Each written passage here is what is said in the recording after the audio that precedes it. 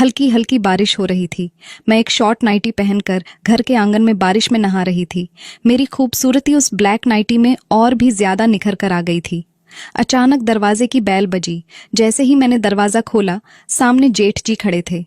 वह मुझे देखकर मुस्कुराने लगे और कहने लगे, आज तो कयामत लग रही हो। मैं तो शर्म से पानी पानी हो गई थी। मेरे 40 साल के जेठ बिना शादी के थे। किसी काम के सिलसिले में वह शहर में हमारे घर आए थे, जो देखने में बहुत सुंदर थे। जब वह हमारे घर आए, उस समय मेरे और मेरे पति के बीच अनमन चल रही थी।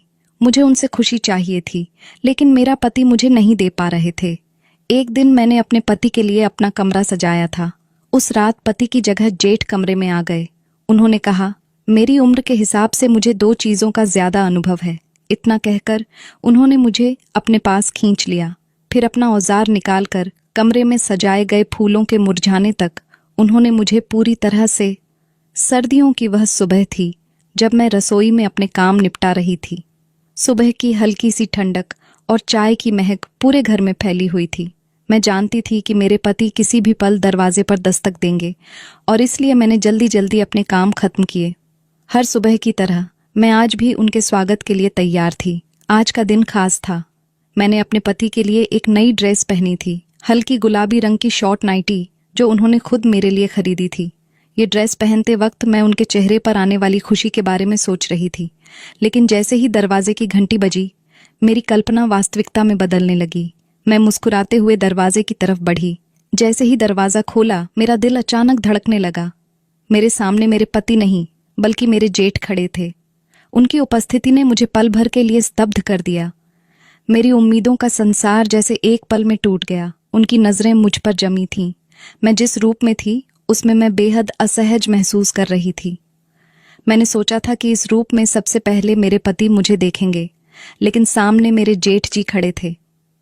उनके चेहरे पर एक हल्की सी मुस्कान थी, लेकिन उनकी नजरों में जो था, उसने मुझे भीतर तक बेचैन कर दिया। भाभी, पानी नहीं दोगी? उन्होंने मुस्कुराते हुए कहा। उनकी आवाज में एक अलग सा भाव था, जिसे मैं समझने की कोशिश कर रही थी। मैं जल्दी से पीछे मुड़ी और कहा, आप बैठिए, मैं अभी आती हूँ। मैं तेजी से अपने कमरे में चली गई।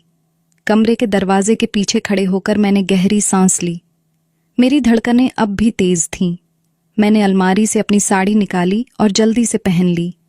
खुद को दर्पण में देखा और यकीन दिलाया कि अब सब कुछ सामान्य है। बाहर आकर मैंने जेठ जी को पानी और चाय दी, लेकिन उनकी नजरें अब भी मुझे असहज कर रही थीं। भाभी, आज कुछ खास बात है क्या?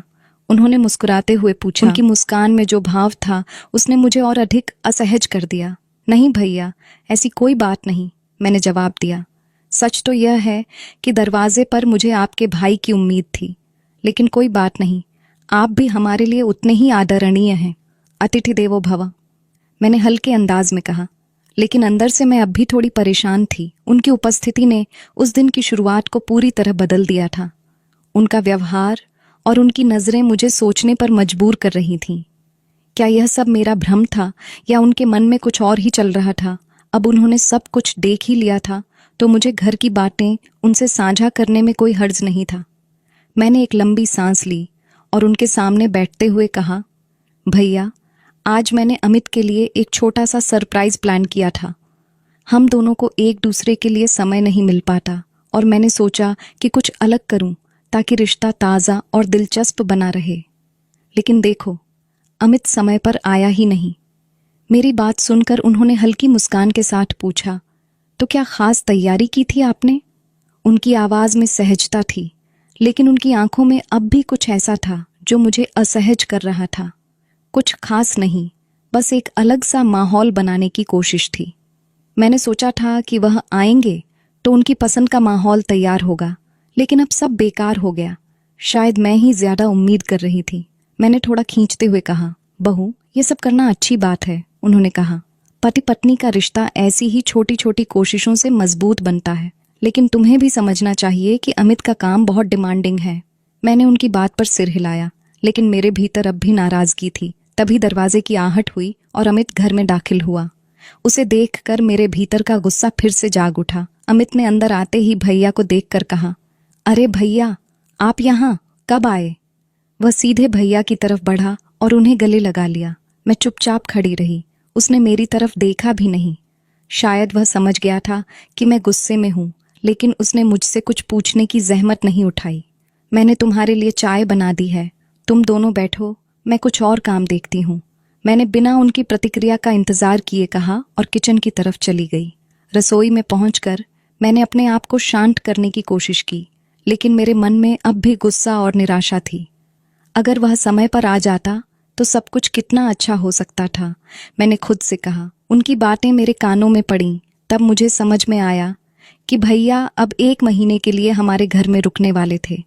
ये सुनते ही मैं थोड़ी परेशान हो गई। जेठ जी, जो मेरे पति के मामा के बेटे थे, उम्र में उनसे बड़े थे और हमारे बीच का रिश्ता हमेशा औपचारिक और आदर युक्त ही रहा था, लेकिन उनका इतना लंबा ठहरना मेरे लिए अप्रत्याशित था। मैं किचन में खाना बनाने लगी और सोचती रही कि आने वाले दिनों में यह सब कैसे संभालूंगी। रात का खाना जल्दी निपट गया। खाने के बाद सभी अपने अपने कमरे में चले गए। मैंने भी सोचा कि अब कमरे में जाकर थोड़ा सुकून मिलेगा, लेकिन कमरे में जाकर जो देखा उससे मेरा गुस्सा 7वें आसमान पर पहुंच गया। जो बिस्तर मैंने बड़े प्यार से सजाया था, उस पर अमित गहरी नींद में खर्राटे ले रहा था। पूरे दिन की थकान या शायद मेरी कोशिशों को नज़रअंदाज करते हुए उसे यह एहसास भी नहीं हुआ कि मैंने क्या किया है। मैंने खुद को समझाने की कोशिश की, लेकिन गुस्सा थमने का नाम नहीं ले रहा था। क्या उसे इतना भी समझ नहीं आता कि मैंने यह सब क्यों किया? मैंने खुद से सवाल किया। आखिरकार मैं गुस्से में कमरे से बाहर निकल आई। हॉल में आकर सोफे पर बैठ गई और खुद से ही बड़बड़ाने लगी। मुझे क्या ज़रूरत थी इतना कुछ करने की? उसे तो मेरी कोई कदर ही नहीं है। मैं अपने ख्यालों में इतनी डूबी हुई थी कि मुझे यह भी पता नहीं चला कि कब जेठ जी मेरे पास आकर बैठ गए। जब उन्होंने अचानक मेरा हाथ पकड़ा तो मैं चौंक गई। क्या हुआ बहू, इस वक्त यहाँ अकेले क्यों बैठी हो? उनकी आवाज़ ने मुझे और असहज कर दिया। मैंने उनकी ओर देखा और कहा, कुछ नहीं, बस ऐसे ही। उन्होंने मेरी ओर ध्यान से देखा और बोले, ऐसे ही? तुम्हारा चेहरा कुछ और ही कहानी कह रहा है। क्या बात है, बताओ। मुझे समझ नहीं आया कि क्या जवाब दूं। कुछ देर की चुप्पी के बाद मैंने कहा, आप चलिए, मैं आपको कुछ दिखाती हूँ। मैंने उन्हें अपने कमरे की ओर ले जाकर वह सजा हुआ बिस्तर दिखाया। देखिए, यह मैंने अमित के लिए सजाया था, लेकिन उसे कोई फर्क ही नहीं पड़ता। वह वहां आराम से खर्राटे ले रहा है। जेठ जी ने बिस्तर को देखा, फिर मेरी तरफ मुस्कुराकर बोले, अरे तुमने तो वाकई बहुत अच्छा सजाया है, लेकिन लगता है अमित को यह सब समझने का वक्त ही नहीं मिला। उनकी बातों में जो हल्की फुल्की छुटकी थी, उसने मुझे और चिढ़ा दिया। मैंने गुस्से में कहा, मैं आपको सिर्फ सजाया हुआ बिस्तर नहीं दिखा रही हूँ, मैं आपको यह बताना चाह रही हूँ कि मैं इतनी नाराज क्यों हूँ। उन्होंने थोड़ा गंभीर होकर कहा, बहू, तुम्हारे चेहरे से सब कुछ समझ आ रहा है। ये सब तुमने अमित के साथ प्यार भरे पल बिताने के लिए किया था, लेकिन अमित, लगता है उसे तुम्हारी भावनाओं का अंदाजा नहीं है। फिर अचानक वह बोले, सच कहूँ, तुम्हारी जैसी रोमांटिक और सुंदर लड़की को मेरे जैसा रोमांटिक पति मिलना चाहिए था। लेकिन देखो, किस्मत का खेल, अमित वाकई बहुत भाग्यशाली है कि उसे तुम्हारी जैसी सुंदर पत्नी मिली। जेठ जी ने मेरी सुंदरता की तारीफ की। यह सुनकर मैं पल भर के लिए अपना सारा गुस्सा भूल गई। मेरे चेहरे पर मुस्कान आ गई। कई महीनों से मैंने अमित के मुंह से अपनी सुंदरता के बारे में एक भी शब्द नहीं सुना था। पता नहीं उसे क्या हो गया था। आदमी को काम में व्यस्त रहना चाहिए, लेकिन काम के अलावा भी घर में पत्नी होती है। उसे यह ध्यान रखना चाहिए कि उसका खुद का परिवार भी है। बात करते करते मैंने जेठ जी के साथ बहुत सारी बातें कर ली थीं। तब जेठ जी ने मेरे कंधे पर हाथ रखा। उन्होंने कहा, तुम चिंता मत करो, अब मैं हूं ना। तुम जो भी चाहती हो वह मुझसे शेयर कर सकती हो। मैं तुम्हारे लिए समय निकाल लूँगा। मैं अमित को भी समझा दूंगा। जेठ जी से बात करके मुझे बहुत अच्छा लगा। मेरा मन हल्का हो गया तो मैं अपने कमरे में चली गई। अब मैं अमित की ओर पीठ करके सो गई थी। अगले दिन रोज की तरह अमित टिफिन लेकर अपने काम पर निकल गया था। जेठ जी अभी भी घर पर ही थे। उन्होंने कहा कि उन्हें दोपहर पर बजे ऑफिस में जाना है। जेठ जी 40 साल के थे, लेकिन यह मानना पड़ेगा कि वह बहुत हैंडसम थे। उन्होंने अपने शरीर को भी एकदम से फिट कर रखा था। उस दिन जेठ जी नहाकर बाहर आए। वह केवल तौलियां लपेटे हुए हॉल में आए थे। उन्हें देखकर मैं शर्मा गई। जेठ जी 40 साल के होने के बावजूद भी उन्होंने खुद को अच्छी तरह से मेंटेन किया हुआ था। वह मेरे सामने बिना शर्ट के खड़े थे। वह सिर्फ तौलिया लपेटकर सीधे किचन में आ गए थे। उन्हें ऐसा देखकर मैंने अपनी आंखें बंद कर लीं। मुझे शर्माता हुआ देखकर वह वहां से चले गए। कुछ देर बाद वह पूरे कपड़े पहनकर आए। कल जब वह घर आए थे तो थोड़ी ही देर में मुझे उनसे बरियत हो गई थी, लेकिन अब वह मेरे साथ घर में थे तो मुझे घर भरा हुआ लग रहा था। ऐसा लग रहा था कि कोई अपना मेरे आसपास है। उस दिन जेठ जी ने ऑफिस जाने से पहले मुझे एक आइडिया दिया। उन्होंने मुझे कैंडल लाइट डिनर का आइडिया बताया। वह बोले, भाभी, कल मैंने जल्दी आकर तुम्हारा प्लान हक रैब कर दिया था। आज रात मैं थोड़ी देर से घर आऊँगा। अगर ज़रूरी हुआ तो मैं बाहर ही खाना खा लूँगा। तुम अपने पति के साथ समय बिताना सकती हो। मैं तुम दोनों को डिस्टर्ब नहीं करूँगा। जेठ जी ने मुझे कैंडल लाइट डिनर का आइडिया समझाया था। मुझे डिनर को रोमांटिक बनाने का तरीका अच्छी तरह से पता था। उसी वक्त मैंने अमित को फ़ोन किया। शायद वह काम में व्यस्त था क्योंकि उसने मेरा फ़ोन नहीं उठाया। दिन भर की व्यस्तता के बाद मैंने अमित को एक टेक्स्ट मैसेज किया। मैंने सोचा था कि मैसेज देखकर वह जल्दी घर आने की कोशिश करेगा।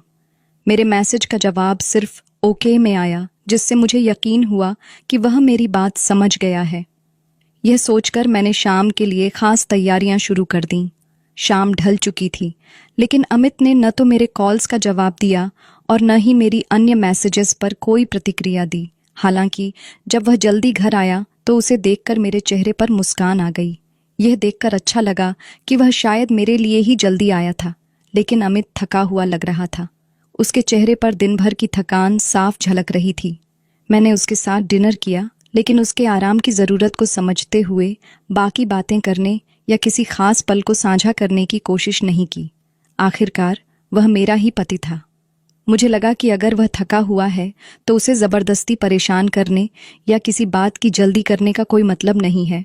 मैंने खुद को समझाया, आज का दिन अमित के साथ समय बिताने का आखिरी दिन नहीं है। हमें तो पूरी जिंदगी साथ गुजारनी है। यह सोचकर मैंने उसे आराम से सोने दिया। उसके सो जाने के बाद मैं किचन में चली गई।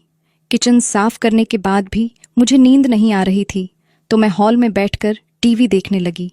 घड़ी रात के 11 बजाने वाली थी, लेकिन जेठ जी अभी तक घर नहीं लौटे थे। उनकी देरी से मुझे थोड़ी चिंता हुई। मैंने सोचा कि उन्हें फ़ोन करके पूछूं कि वह कहाँ हैं। जैसे ही मैंने फ़ोन उठाया, दरवाजे की आवाज़ सुनाई दी। मैंने देखा कि वह अंदर आ रहे थे। भैया, आप इतने देर से? मैंने सहजता से पूछा। उन्होंने मुस्कुराते हुए जवाब दिया, थोड़ा काम था और खाना भी बाहर ही खा लिया। मैंने उन्हें खाने के लिए दोबारा पूछा, लेकिन उन्होंने मना कर दिया। नहीं बहू, मैं खाकर आया हूँ। वह 2-4 मिनट मुझसे सामान्य बातें करके अपने कमरे में चले गए। उसके बाद मैंने भी हॉल में कुछ देर बैठने के बाद अपने कमरे की ओर रुख किया। अमित अब भी गहरी नींद में सो रहा था। उसे देखकर मैं शांत हो गई। उसके बाद मैं भी सो गई। दिन यूं ही बीतने लगे। जेठ जी का ऑफिस दोपहर 12 बजे से शाम 7 बजे तक होता था। सुबह के समय वह घर पर रहते थे और अक्सर मेरे काम में मेरी मदद करते थे। उनके व्यवहार और मदद करने की आदत ने मुझे सोचने पर मजबूर कर दिया कि इतने सालों में मेरे पति ने मेरी इस तरह कभी सहायता क्यों नहीं की। जेठ जी की यह आदत वाकई काबिल ए तारीफ थी। उनकी हर बात में एक अलग तरह की सहजता और समझदारी झलकती थी। जिस लड़की से उनकी शादी होगी वह सच में बहुत भाग्यशाली होगी, यह सोचकर कभी कभी मेरे मन में एक हल्की सी मुस्कान आ जाती थी। एक रात की बात है, मैं हमारे कमरे में अमित के कपड़े व्यवस्थित कर रही थी। उसकी अलमारी से कुछ कपड़े निकाले और शर्ट पैंट की जेबें टटोल रही थीं, ताकि कुछ ज़रूरी सामान न रह जाए। तभी मुझे उसकी एक पैंट की जेब में एक टिकट मिला। टिकट देखकर मेरी उत्सुकता बढ़ी। वह दिल्ली का टिकट था। मैंने तुरंत अमित से पूछा, यह तुम्हारा टिकट है? ये किस चीज़ का है? अमित ने बिना किसी खास दिलचस्पी के जवाब दिया, हाँ, ऑफिस से मिला है। मुझे कुछ दिनों के लिए दिल्ली जाना है। वहाँ एक पार्टी है, उसी के लिए यह टिकट है। पार्टी? ये सुनकर मैं खुश हो गई। मैंने उत्साहित होकर पूछा, तो फिर हमें कब निकलना है? अमित ने मेरी तरफ देखा और चौंकते हुए कहा, हमें? सपना, तुम क्या कह रही हो? मैंने मुस्कुराते हुए कहा, हाँ, हमें। पार्टी है तो मुझे भी साथ ले चलो ना। लेकिन मेरी यह बात सुनकर अमित ने एक झटके में मेरी उम्मीदों को तोड़ दिया। पार्टी सिर्फ ऑफिस के कर्मचारियों के लिए है, ये किसी परिवार का आयोजन नहीं है। तुम सपना देखना बंद करो, मैं अकेला जा रहा हूँ।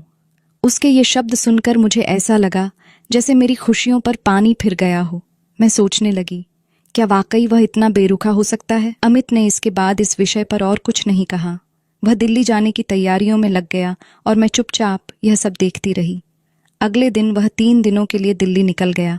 उसने कहा कि पार्टी 1 दिन की है, लेकिन उसके बाद 2 दिन दिल्ली ऑफिस के कामों में व्यस्त रहेगा। मैंने उसे विदा किया, लेकिन दिल में एक अजीब सी खटास रह गई। उसकी इस बेरुखी ने मुझे यह एहसास कराया कि मैं उसकी प्राथमिकताओं में कहीं नहीं हूँ। मुझे लगा कि मैं उसके जीवन का हिस्सा होते हुए भी उससे कितनी दूर हूँ। अमित के दिल्ली जाने के बाद घर में मैं और जेठ जी ही अकेले रह गए थे। हालांकि घर में सन्नाटा था, लेकिन जेठ जी की उपस्थिति से माहौल हल्का और सहज बना रहा। वह सुबह से मेरे काम में मदद करते और मेरी दिनचर्या को आसान बना देते थे। एक दिन जेठ जी ने बताया कि उनके ऑफिस में भी एक पार्टी होने वाली है। मैं सामान्य सी बात समझकर चुप रह गई, लेकिन अगले ही पल उन्होंने मुझे चौंका दिया। भाभी, आप भी चलिए ना मेरे साथ पार्टी में। उनकी बात सुनकर मैं अचरज में पड़ गई। आप मुझे अपने साथ क्यों ले जाना चाहते हैं? यह तो आपकी ऑफिस की पार्टी है, मैंने झिझकते हुए कहा। जेठ जी मुस्कुराए और बोले, अरे भाभी, ऐसा कुछ नहीं है। यह पार्टी सिर्फ कर्मचारियों के लिए नहीं होती, परिवार के सदस्य भी इसमें शामिल हो सकते हैं। और वैसे भी घर पर अकेले क्या करेंगी? उनकी बातों में एक अपनापन था। मैंने ज्यादा सोचा नहीं और तैयार हो गई। पार्टी में जेठ जी ने मुझे जिस तरह से पेश किया, वह मेरे लिए एक नई अनुभूति थी। वह हर जगह मुझे साथ लेकर घूम रहे थे, जैसे मैं उनकी कोई खास मेहमान या प्रेमिका हूँ। उनकी आत्मीयता और आदर देखकर मैं हैरान थी। पार्टी शुरू होने से पहले अवार्ड फंक्शन हुआ। जेठ जी को बेस्ट परफॉर्मेंस अवार्ड से सम्मानित किया गया। जैसे ही उनका नाम पुकारा गया, वह खड़े हुए और मेरी ओर देखकर मुस्कुराए। स्टेज पर जाने से पहले उन्होंने मेरा हाथ थामा और बोले, आप भी मेरे साथ आइए। मैं, लेकिन क्यों? मैंने आश्चर्य से पूछा। आप मेरी फैमिली हैं और यह मेरी उपलब्धि का हिस्सा है। मैं कुछ बोल नहीं पाई और उनके साथ स्टेज पर चली गई। वहाँ सबकी निगाहें हम पर थीं, लेकिन मुझे यह अजीब नहीं लगा। उनके साथ होने से मुझे एक गर्व की अनुभूति हुई। पार्टी के दौरान वह हर छोटी बड़ी चीज में मुझे प्राथमिकता दे रहे थे। खाने का चुनाव, बातचीत और हर पल में उन्होंने यह दिखाया कि वह मेरी उपस्थिति को कितना महत्व देते हैं। घर लौटते समय मैं इस बारे में सोच रही थी कि एक तरफ अमित था, जो मुझे अपनी पार्टी में शामिल करने के लिए तैयार नहीं था, और दूसरी तरफ जेठ जी, जो मुझे न केवल शामिल कर रहे थे, बल्कि मुझे इस तरह सम्मान दे रहे थे जैसे मैं उनकी जिंदगी का अहम हिस्सा हूँ। रास्ते में मैंने उनसे पूछा, जेठ जी, आप मुझे अपने साथ पार्टी में क्यों ले गए?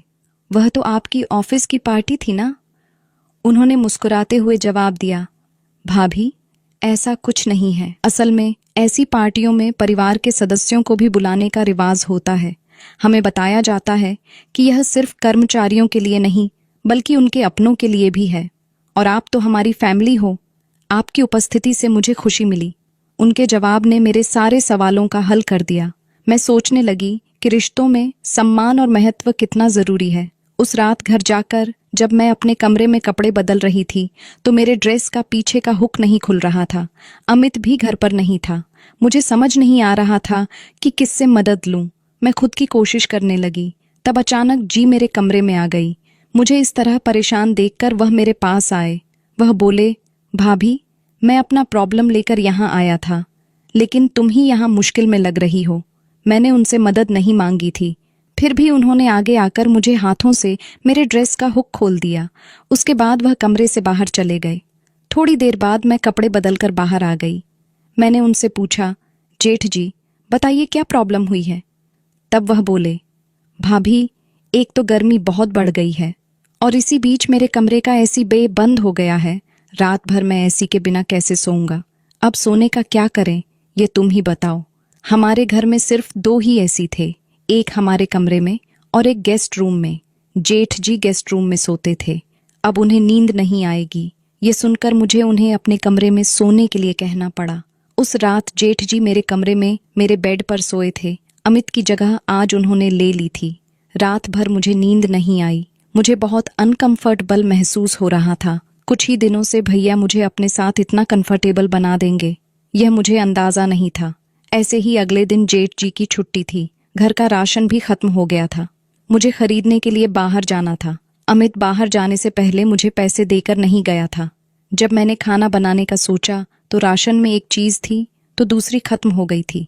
मेरे पास भी कुछ पैसे नहीं बचे थे। मैंने अमित को फ़ोन करना शुरू किया। तभी जेठ जी ने मुझे रोक दिया। उन्होंने कहा, भाभी, अब मैं भी इस घर का सदस्य हूँ। इस महीने का राशन मैं भर दूंगा। आज दोपहर का खाना हम बाहर ही करेंगे। मैंने जेठ जी को सहमति दी। फिर तैयार होकर कुछ समय बाद हम बाहर जाने लगे। सबसे पहले जेठ जी मुझे होटल में खाने के लिए लेकर गए। खाना खाकर हम मॉल में खरीदारी करने के लिए गए। मॉल में जो भी चीज़ मुझे पसंद आई जेठ जी ने मुझे दिला दी। राशन के अलावा मैंने अपने लिए बहुत सारी खरीदारी की थी और सारे पैसे रज्जी ने झुकाए थे। अमित तो हम हमेशा मेरे पीछे चिल्लाता था। राशन के अलावा एक भी चीज़ अगर मैंने ज़्यादा ली तो वह तुरंत मेरे पीछे खर्चे का रोना रोने लगता था। लेकिन जेठ जी ने मुझे एक शब्द भी नहीं कहा था। मुझे जो जो चाहिए था उन्होंने वह दिला दिया था।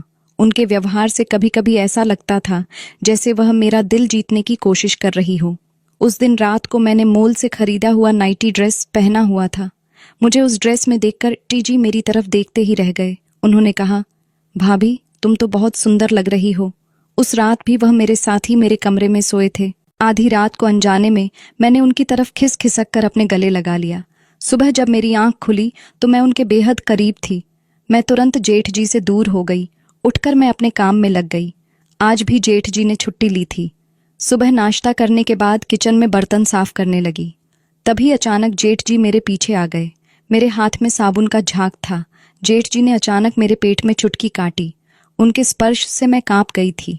तभी मेरा संतुलन बिगड़ गया और मैं जेठ जी के ऊपर गिर गई। किचन में हम दोनों एक दूसरे के बेहद करीब थे। मेरे हाथ का झाग जेठ जी के चेहरे पर लग गया था। यह देखकर मैंने लग गई थी। मुझे हंसता हुआ देखा तो जीर जी मुझे प्रेम भरी नज़रों से देखने लगे। उनकी नज़रों में भी बहुत प्यार था। वह कुछ बोल नहीं पा रहे थे। यह देखकर मैंने हंसना बंद कर दिया। उनसे दूर होते ही मैंने उनसे पूछा, आपने क्यों चुटकी काटी? तब उन्होंने कहा, भाभी, मैंने तुम्हारे पेट पर लाल चींटी देखी थी, उसे ही हटा रहा था। बात करते करते जेठ जी ने मेरा हाथ का झाग अपने चेहरे पर लगा दिया। फिर हमारी मस्ती शुरू हो गई। मस्ती करते करते उन्होंने मुझे पीछे से जोर से गले लगा लिया। धीरे धीरे वह अपनी मर्यादा भूलने लगे। हमारे बीच कुछ गलत होने से पहले हम दोनों एक दूसरे से दूर हो गए। उस दिन पूरा दिन मेरे दिमाग में रज़ी का ख्याल चलता रहा। वह मेरे बहुत करीब आ गए थे। उनकी आंखों में मुझे अपने लिए प्यार दिख रहा था। वैसे भी अमित मुझे नज़रअंदाज करता था। घर में मौजूद दूसरा आदमी तो कम से कम मेरी देखभाल और परवाह कर रहा था। भाई साहब को क्या चाहिए था मुझे अब समझ आ गया था। पिछले कुछ दिनों से अमित से जिस सुख की उम्मीद लगाए बैठी थी वह सुख शायद मुझे जेठ जी से मिलने वाला था। जी अमित से उम्र में बड़े थे। अमित से ज़्यादा स्मार्ट और दिखने में भी अच्छे थे। निश्चय ही वह दो बातें अच्छे से जानते होंगे कि किसी औरत को कैसे खुश रखना होगा। रात को भी अमित के घर आने की संभावना थी, लेकिन वह रात को 9 बजे घर आ गया। सोने से पहले मैंने दूसरा नाइटी ड्रेस पहना था। अमित ने वह ड्रेस मेरे ऊपर देखा। फौरन मुझसे पूछा, 2 दिन में ये ड्रेस कहाँ से आई? मैंने उसे यह नहीं बताया था कि वह ड्रेस जेठ जी ने मुझे दिलाया है। मैंने कहा, मेरे पास थोड़े पैसे थे, उनसे मैंने ड्रेस खरीद लिया। अमित मुझे शक भरी नज़रों से देखने लगा, लेकिन अब मुझे उसकी नज़रों की ओर उसकी ज़रा भी परवाह नहीं थी, क्योंकि जिस व्यक्ति को अपनी पत्नी की परवाह नहीं है उस व्यक्ति के बारे में मैं सोचकर क्या कर सकती हूँ। मेरी परवाह जेठ जी को थी। मेरी भावनाओं का सम्मान करते थे। मुझे यह समझ में आ गया था कि वह ही मुझे फूल की तरह संभाल कर रख सकते हैं। अब इस फूल की खुशबू उसकी देखभाल करने वाले मालिक के आसपास दिखनी चाहिए। ये मुझे समझ अच्छी तरह से आ गया था। उस दिन मैं अमित से थोड़ी दूर थी। अगले दिन अमित और जेठ जी अपने अपने समय पर ऑफिस के लिए निकल गए। आज भी किचन में काम करते समय पर मेरे दिमाग में जेठ जी का ख्याल आ रहे थे कि जेठ जी के पास जाकर मैं अमित को धोखा दूंगी। ऐसा मुझे लग रहा था।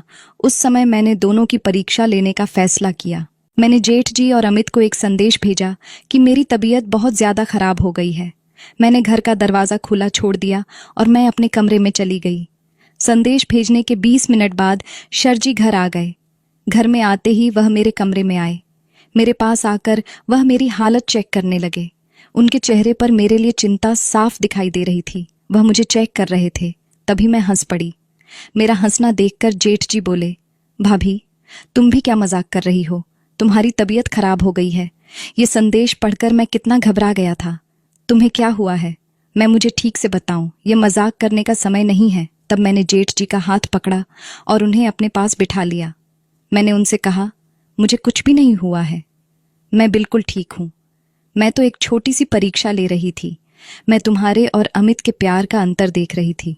मेरी इस परीक्षा में आज तुम पास हो गए हो। जेठ जी ने मेरी बात समझ ली थी। धीरे धीरे हम दोनों एक दूसरे के करीब आने लगे। उनकी 40 साल की तपस्या आज समाप्त होने वाली थी। हम दोनों एक दूसरे के इतना करीब थे कि कुछ ही समय में हम अपने प्यार के पलों का आनंद लेने वाले थे। लेकिन तभी अमित कमरे में आ गया। हमें साथ देखकर उसकी आंखें फटी की फटी रह गईं। उसने मेरे पास आकर जेठ जी को मुझसे दूर धकेल दिया। उसने मुझसे कहा, यह सब क्या चल रहा है सपना? तुम अपने जेठ के साथ यह सब कैसे कर सकती हो? तुम्हें एक बार भी मेरा ख्याल नहीं आया। अमित के सामने मैंने अपना गुस्सा और पीड़ा दोनों बयां कर दी। हाँ, तुम्हें मेरा ख्याल क्यों आएगा? जब तुम अपनी प्रियंका के साथ होते हो तब क्या तुम्हें एक बार भी अपनी पत्नी का ख्याल आता है? मेरी बातों से अमित के चेहरे का रंग उड़ गया। वह कुछ कहता। इससे पहले मैंने आगे कहा, जब मेरी तबीयत खराब थी मैंने तुम्हें मैसेज भी किया, लेकिन तुम घर नहीं आए। मुझे पता था कि तुम्हारा बहाना पहले से तैयार होगा, इसीलिए मैंने तुम्हें जानबूझकर भैया और मेरी सेल्फी भेजी और उस मैसेज में लिखा कि मैं उनके साथ रिश्ता बढ़ा रही हूं। वैसे भी तुम शक करने में एक्सपर्ट हो, लेकिन शायद तुम्हें यह नहीं पता कि शक तभी करना चाहिए जब आपका खुद का चरित्र साफ हो। अमित चुपचाप खड़ा था, लेकिन मैं रुकी नहीं। तुम्हें जो सही लगता है वही सही है, तो मेरा और भैया का रिश्ता भी सही है। अगर तुम्हें कोई बुरा नहीं लगता तो मुझे भी नहीं लगता। सपना, क्या बकवास कर रही हो? कौन सी प्रियंका? अमित ने गुस्से में कहा। मैंने उसकी और उसकी प्रियंका की तस्वीरें उसके सामने रख दी। वह बौखला गया। मैंने कहा, अमित, झूठ बोलने का सिलसिला कब तक चलेगा? ऑफिस का बहाना बनाकर तुम उसे शहर से बाहर ले जाते हो, उस पर पैसे उड़ाते हो, और जब पत्नी को कुछ चाहिए होता है तो तुम खर्चे का रोना रोते हो। तुम्हारी सच्चाई मुझे जेठ जी ने पहले ही बता दी थी। मैं फिर भी तुम्हारे प्यार के लिए सब कुछ सहन कर रही थी। मेरी आवाज भारी हो चुकी थी। शायद मुझसे कोई गलती हुई होगी जो तुम्हें वह प्यार नहीं दे पाई जिसकी तुम्हें जरूरत थी, लेकिन मैं अपना हर संभव प्रयास करती रही। कभी कमरे को सजाया, कभी कैंडल लाइट डिनर का प्लान बनाया, लेकिन तुमने कभी मेरी भावनाओं की कदर नहीं की। अगर जेठ जी समय पर मुझे तुम्हारी सच्चाई नहीं बताते तो शायद मैं खुद को दोषी मानते हुए डिप्रेशन में चली जाती और अपने साथ कुछ गलत कर बैठती। मैंने गहरी सांस ली और कहा, अब तुम्हारी शक भरी नजर हटाकर देखो, जेठ जी और मेरे बीच ऐसा कुछ भी नहीं है। जो कुछ तुमने आज देखा वह सिर्फ तुम्हें सबक सिखाने के लिए हमारा एक नाटक था। अगर तुम मुझे किसी और के साथ नहीं देख सकते तो सोचो, मैं तुम्हें किसी दूसरी औरत के साथ कैसे देख सकती हूँ? अमित सिर झुकाए खड़ा था। मेरी बातों का जवाब उसके पास नहीं था। मैंने बैग उठाया और कहा, अब मैं मायके जा रही हूँ, इस रिश्ते को और नहीं सह सकती। सपना, प्लीज मत जाओ, मुझे अपनी गलती का एहसास हो गया है। मुझसे एक और मौका लो, मैं वादा करता हूँ, अब से मैं तुम्हारे साथ वफादार रहूंगा। उसकी आंखों में पछतावा और आवाज में सच्चाई थी। मैंने एक गहरी सांस ली। मेरे मन में गुस्सा तो था, लेकिन कहीं ना कहीं एक उम्मीद भी थी। जेठ जी का शुक्रिया अदा करते हुए मैंने उनसे कहा, आपने मेरी गृहस्थी को बचाने में मेरी मदद की। आपने जो सहा उसकी कीमत आपसे बेहतर कोई नहीं जान सकता। जेठ जी की पत्नी ने उन्हें 1 साल पहले धोखा दिया था और उनका परिवार बिखर गया था। वह बोले, जिसने गृहस्थी खोई हो वही उसकी अहमियत समझ सकता है। मैंने अपने रिश्ते को बचाने का फैसला किया। आज की दुनिया में जहां हर दूसरा रिश्ता एक्स्ट्रा मैरिटल अफेयर्स की वजह से टूट रहा है, वहीं मैं अपनी गृहस्थी को संभालने की कोशिश कर रही थी। मैंने यह समझा कि किसी भी परिस्थिति से भागने के बजाय उसका सामना करना चाहिए। यह कहानी न केवल एक व्यक्तिगत संघर्ष की कहानी है, बल्कि यह हमें रिश्तों की वास्तविक अहमियत और उन्हें सहेजने की जिम्मेदारी भी समझाती है। जब हम किसी से प्यार करते हैं तो हमें न सिर्फ अच्छे समय में बल्कि मुश्किलों में भी उनके साथ खड़ा रहना होता है। रिश्ते कभी भी सुगम नहीं होते, लेकिन उन्हें निभाना और समझदारी से संभालना ही सच्चे प्यार का प्रतीक होता है। कभी कभी हम अपनी परेशानियों और इच्छाओं को छुपाने की कोशिश करते हैं, लेकिन सच यही है कि कोई भी मजबूत रिश्ता बिना ईमानदारी के नहीं चल सकता। यदि हम अपने पार्टनर से कुछ छुपाएंगे तो वह रिश्ता दरारें बना सकता है। अपनी भावनाओं और इच्छाओं को अपने साथी से साझा करना बहुत ज़रूरी है, ताकि वह आपके मनोभावों को समझ सके और सही निर्णय ले सके। अमित और सपना के रिश्ते में विश्वास की कमी थी और इसी कारण से दोनों के बीच दूरियां बढ़ गई थीं। लेकिन जब सपना को जेठ जी ने सहायता दी, तब उसे यह समझ में आया कि भरोसा और समर्थन एक रिश्ता मजबूत करने के सबसे महत्वपूर्ण तत्व होते हैं। कोई भी कठिनाई तब आसान हो जाती है जब हमें अपने साथी से समर्थन और विश्वास मिलता है। सपना ने समझा कि रिश्ते में प्यार सिर्फ एक दिन या एक पल का नहीं होता, यह रोज की छोटी छोटी बातों में छिपा होता है। अमित ने जब सपना के प्रयासों को समझा नहीं तो उसकी पत्नी ने खुद को दोषी ठहराया, लेकिन जेठ जी ने उसे समझाया कि हर रिश्ते में समय समय पर सहयोग और समझ की आवश्यकता होती है। जब एक व्यक्ति किसी रिश्ते में पूरी तरह से समर्पित होता है तो दूसरे को भी अपना योगदान देना चाहिए। अंत में हमें यह समझना चाहिए कि रिश्तों में हर किसी के पास अपनी जिंदगी, अपनी समस्याएं और अपने विचार होते हैं। हालांकि यह कठिन हो सकता है, लेकिन किसी भी रिश्ते को टूटने से बचाने के लिए दोनों पक्षों को एक दूसरे के विचारों का सम्मान करना और स्थिति का सही तरीके से समाधान ढूंढना चाहिए। सपना ने यह सीख लिया कि रिश्ते को बचाने के लिए कभी भी हार नहीं माननी चाहिए, बल्कि सही दिशा में कदम बढ़ाना चाहिए। इस कहानी से यह शिक्षा मिलती है कि रिश्ते केवल प्रेम से नहीं, बल्कि समझ, विश्वास, सहयोग और आत्ममूल्यता से बनाए जाते हैं। हर व्यक्ति को अपने रिश्तों में समय समय पर अपने कर्तव्यों का पुनर्मूल्यांकन करना चाहिए और हर स्थिति का समाधान शांति और समझदारी से ढूंढना चाहिए। यदि एक साथी दूसरे की भावनाओं का सम्मान करता है और अपनी जिम्मेदारी समझता है, तो कोई भी मुश्किल आसानी से हल हो सकती है। तो दोस्तों, यह थी आज की कहानी। आपकी क्या राय है? इस कहानी पर हमें कमेंट में ज़रूर बताएं